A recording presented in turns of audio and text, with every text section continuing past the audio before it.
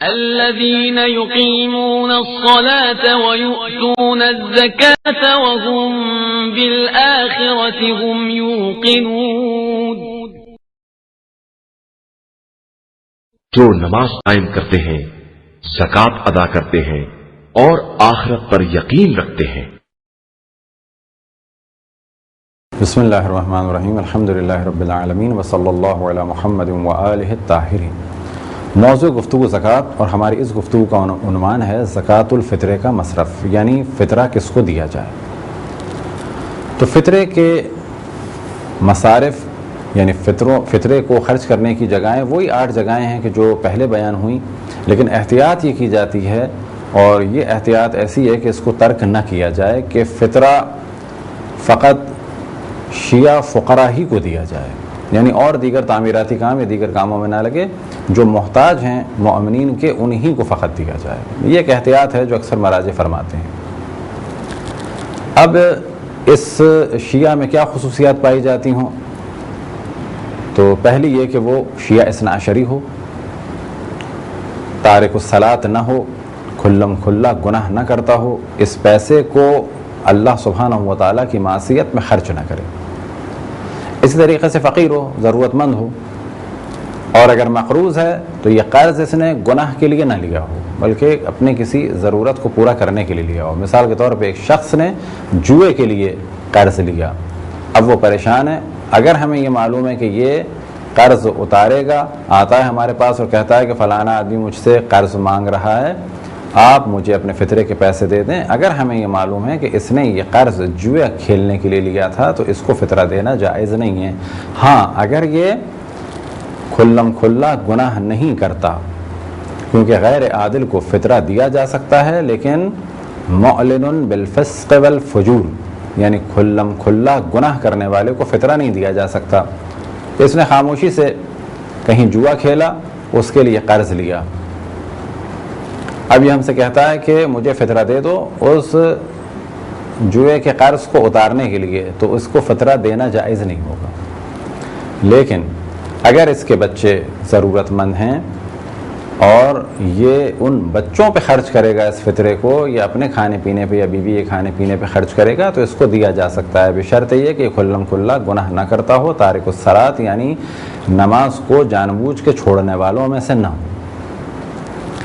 اسی طرح سے بچوں کو بھی فطرہ دیا جا سکتا ہے، لیکن یہ فطرہ بچوں پر خرچ ہوگا لیکن ان کے ولی کو دے دیا جائے گا. اب یہ ولی شرعی طور پہ ولی ہو یا یہ کہ کوئی شخص کفالت کر رہا ہے تو ہم اسے فطرہ دیں گے کہ یہ پیسہ اس بچے پہ لگا دو.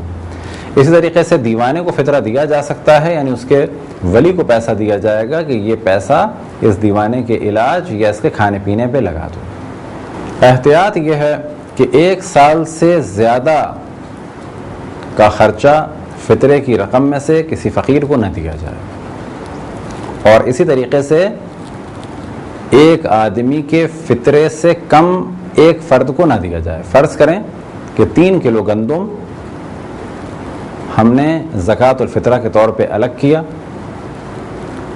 اب اس 3 کلو کو 2 فقراء کے درمیان تقسیم نہ کیا جائے بلکہ ایک فقیر کو 3 کلو کم سے کم ضرور دیا جائے. لیکن کب کہ جب یہ 3 کلو دینا کسی مشکل کا سبب نہ ہو.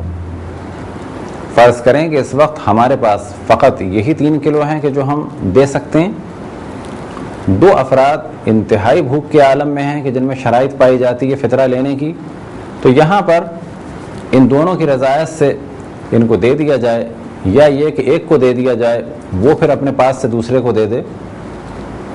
لیکن عام طور پہ جو ہم شہروں میں رہ رہے ہیں تو وہاں پر احتیاط یہ کی جائے کہ ایک آدمی کا فطرہ تقسیم نہ کیا جائے. ہاں یہ ممکن ہے کہ ایک فرد کو ہم 20 آدمیوں کا فطرہ دے دیں، لیکن ایک آدمی کا فطرہ یعنی 3 کلو گندم یا جو یا چاول یا کشمش یا کھجور تقسیم کر کے 2 یا 3 کو نہ دی جائے. یعنی یہ نہ کریں کہ 3 کلو گندم 3 افراد کو دے دی، بلکہ 3 کلو گندم ایک آدمی کو دیں کم سے کم. اب یہاں پر اس مختلف اجناس کا بھی ذکر ہو جائے کہ فرض کریں کہ گندم کی دو قیمتیں، 10 روپے کلو اور 20 روپے کلو. اب ہم اندازہ لگائیں کہ ہم پر واجب ہے 10 روپے کلو کے حساب سے 3 کلو گندم فطرے کے طور پہ دینا، اور 3 کلو گندم بنتی ہے فرض کریں کہ 30 روپے کی. اب ہم 30 روپے کی اچھی والی گندم یعنی 1.5 کلو گندم دے دیں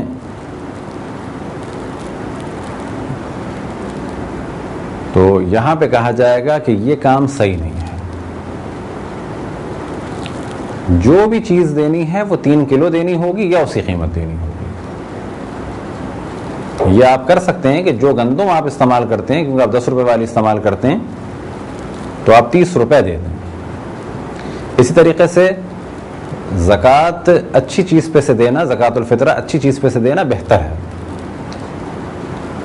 اور ایک اور مسئلے کی جانب توجہ رہے کہ یہ نہیں کیا جا سکتا کہ کچھ پیسے دے دیے چاول کے، کچھ آٹے کے، کچھ دالوں کے، کچھ بھٹے کے، کچھ کھجور کے، بلکہ 3 کلو